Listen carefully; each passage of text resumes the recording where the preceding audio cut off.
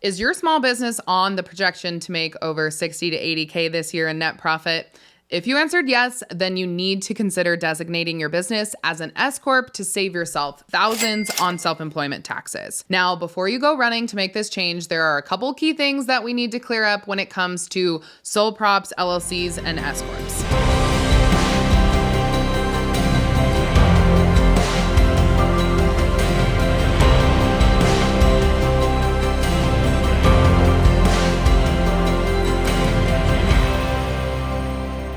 Hi, and welcome back. If you're new here, my name is Paige. I am the CEO and lead attorney behind The Legal Page, which is an online legal education platform and contract shop for small businesses. We help you get legally legit in no time without breaking into hives. To start off, you need to know the difference between what a sole proprietorship, LLC, and S-CORP is. A sole proprietorship is a business structure that does not separate assets from liabilities from you as the owner. That means that you are responsible for all debts, incurred costs, and other obligations of your business that you can be personally liable for if any issues were to come up. Essentially, your business is not a separate entity, but rather you as the business owner are personally responsible for it. I like to think of sole proprietorships as an arm and extension of yourself as a person, since you're filing just under your social security number. LLC, or L.L.C. stands for Limited Liability Company and is one of the most popular business entities for small business owners. An LLC is the most utilized because it's the simplest business entity to form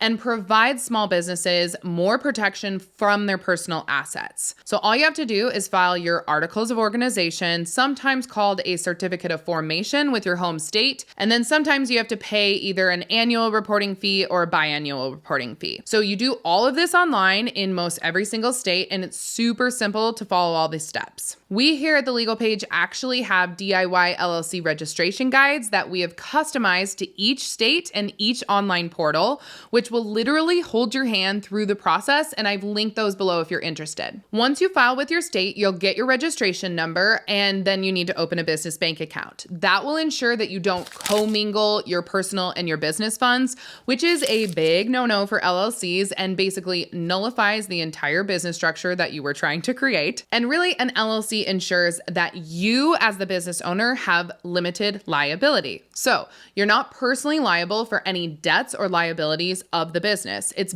basically the best and most often cheapest business insurance that you can get for yourself. Now, one thing that's super important to note is that an LLC is a business entity. A sole proprietorship is not. It's just that extension of yourself and social security number. Both, however, are pass-through taxation entities, meaning that their profits flow from the owners and then are taxed under that owner's individual tax return. So the profits go from the LLC to the business owner or owners. This means that you are only filing one tax return, which is great news because then you are not double taxed like a regular corporation is. So it's really the best of both worlds. You are getting limited liability for you personally in your business, and you're not double taxed. Moving on to S corporations. The biggest thing I want you to remember legally is that an S corp is not a business entity.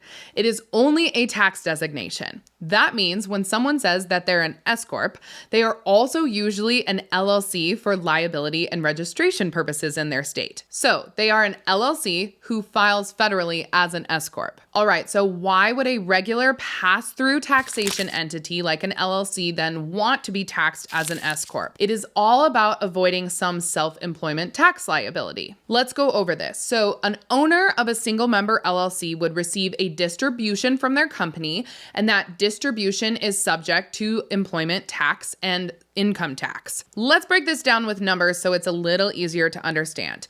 If you net 100K in profit with your LLC, you would pay the full self-employment tax rate, which is currently 15.3%. That is around $15,300 in just self-employment taxes. And you'll still have to pay federal income tax and state tax on top of that if your state has income tax. If an LLC successfully becomes an S corp through the eyes of the IRS and you're filing as an S corp, then you as the owner can be an employee for your S corporation, and you do have to pay yourself what's called a reasonable salary. Here, that salaried amount is subject to employment tax and income tax, but the remaining portion of your business profit is only subject to income tax. This is where you would save yourself some money. If you say paid yourself a reasonable salary of $70K and had the remaining $30K as business profit, here's what your numbers would look like.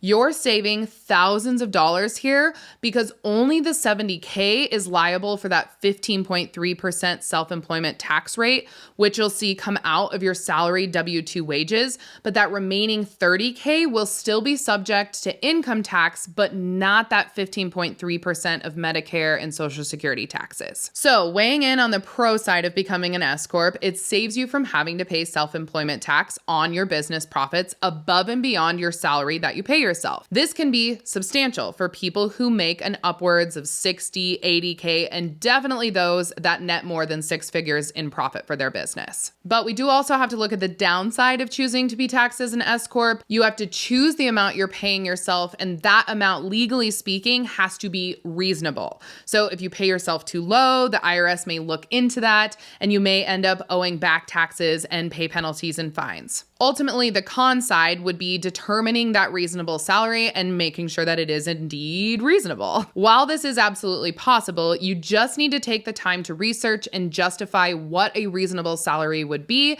that you're paying yourself in your region and for the services that you do provide. Additionally, designating your business as an S-Corp does require more work as far as organizing payroll and organizing more tax returns, because you do now have to file an additional tax return for your S-Corp on top of your personal tax return. Usually this involves paying for a payroll service and a CPA to help you do these filings for you, so it's a bit of an increase in cost to your business. But of course, if you're still in the black when saving thousands, it's likely worth it. So how do you decide whether to be a sole proprietorship, an LLC, or an S-Corp? If you don't know how much money your business is going to make starting off, it really doesn't make sense for you to become an S-Corp right now. You can always change your tax status later.